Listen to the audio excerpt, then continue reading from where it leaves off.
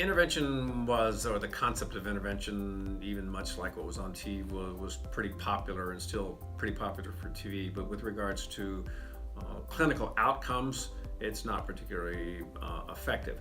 The concept is sound in terms of being in a position where a number of people can encourage or coerce an individual to seek treatment.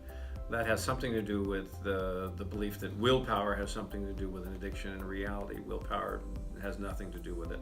So what we'd like to be able to do is get someone into treatment who is unwilling to get to treatment. At the current time, that's difficulty, or the difficulty is that the laws have been changed really since the Community Mental Health Act in 1963.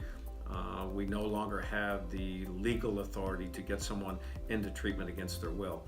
So if you really want good, strong clinical outcomes, it would be to put people who have an addiction in treatment for a minimum of some type of 6 months or 8 months, not residential treatment, but a 6 or 8 month program, to at least put them in a position where they have the cognitive skills to know that they're disturbed or they have an addiction, because it may take every bit of 6 months to get their attention.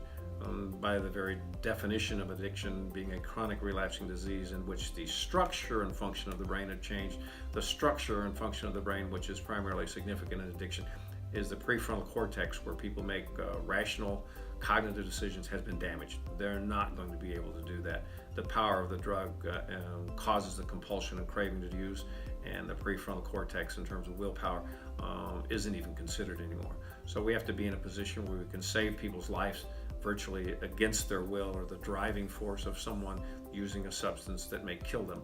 So I think the only way that it's really going to be effective probably would not be intervention.